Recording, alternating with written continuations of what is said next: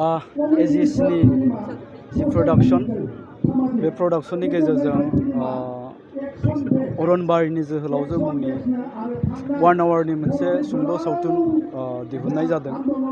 आरो बे सावथुननिनो दिनै प्रिमियार श' जोंनि राबां बर' बाजारावहाय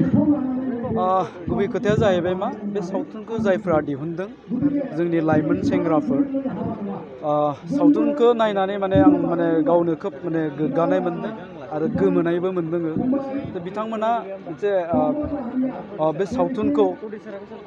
स्क्रिप्ट होननानै बुङो बे स्क्रिप्टआ बिराद गिदिर मोनसे स्क्रिप्ट बियो खिन्थु बे एसेबां गिदिर स्क्रिप्टखौ जोबोद गोरलैयैनो बिथांमोना जिबायदि महर होबाय थारैनो बाख्नायथाव नायनानै जोबोर मोजां मोनदों आरो बे सावथुनावहाय गोदो जोंनि बर'फोरनि जा मुभमेन्ट जोंनि बड'लेण्ड नागिरनायनि जा मुभमेन्ट बे मुभमेन्टआव जानाय जोंनि माखासे दावहारुफोरनि जि जाथाय बेफोरखौ लानानैनो बे सावथुनखौ सुजुनाय जादों आरो बे जिथु सावथुनखौ सुजुबाय आरो जेरैबायदि महर होबाय थारैनो जोबोद मोजां जादों आं बेखौनो आसा खालामगोन जे जोंनि बे लाइमोनफ्रा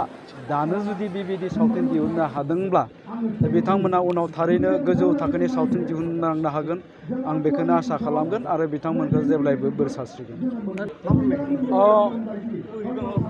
जोंनि जिथु बड' सिने आर्टिस्ट एस'सिएशन बे बड' सिने आर्टिस्ट एस'सिएशना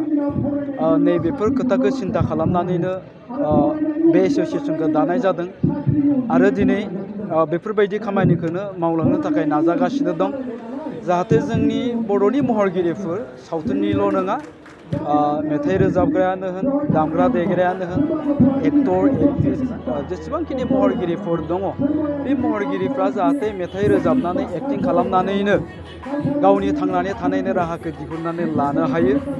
बेफोर बेबस्थाखौ खालामनांगौनि थाखायनो जोंनि बड' सिने आर्टिस्ट एस'सिएशना खामानि मावबोबाय थादों आरो आङो नैबेखौनो बुंगोन दिनै बे बड' सिने आर्टिस्ट एस'सिएशननि नाजानायावनो दिनैनि दिनाव जोंनि बर' सावथुननि जि थासारि बे थासारिया जि महर मोनबाय बेनि आन्दाव बड' सिने आर्टिस्ट एस'सिएशनानो दं होननानै आं बुंगोन दा ओंखायनो बिनि गेजेरावनो दिनै गोजौ थाखोनिबो माखासे जोंहा सावथुन दिहुनग्रा डाइरेक्टर प्रडिउसारफोर दंसै आरो जायफोर दिनै बेफोर सावथुनफोराव एक्टिं खालामनानै गावखौनो साफा राफोद महरगिरि हिसाबै गायसंनानै लानो हाबाय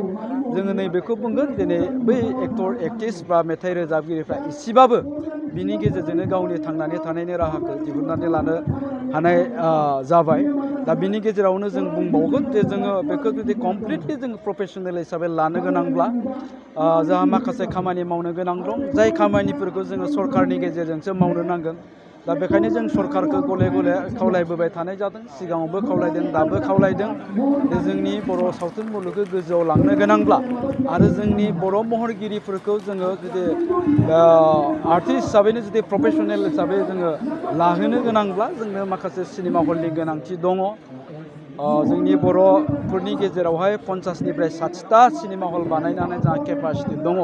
बेफोरखौ जुदि जों आबुङै महर होनो हायोब्ला थारैनो जोंनि बर' महरगिरिफ्राबो गुबुन गुबुन हारिनि जेनेबा आं एसामिसनिखौनो होनबाय बा सोरबा बलिउडनिखौनो आं होनबाय एसेब्लाबो गावनि थांनानै थानायनि राहाखौ साबसिनै दिहुननानै लानो हागोन होननानै आङो बुंगोन जोबथिसिम आं बेखौनो बुंगोन दहायनो बुंदों जोंनि यंग टेलेन्ट दा बिथांमोना दिनै जि नाजादों आरो बे सावथुननि गेजेरजों बिसोर रियेलि टेलेन्टेड बियो थारैनो बेरखांदों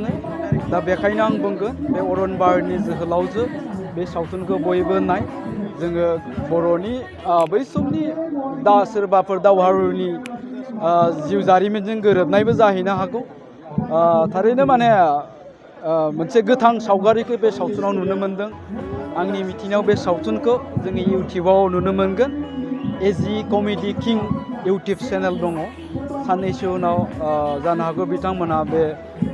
इउटिउबाव बेखौ आगारनानै होगोन बयखौबो नायनो खावलायबाय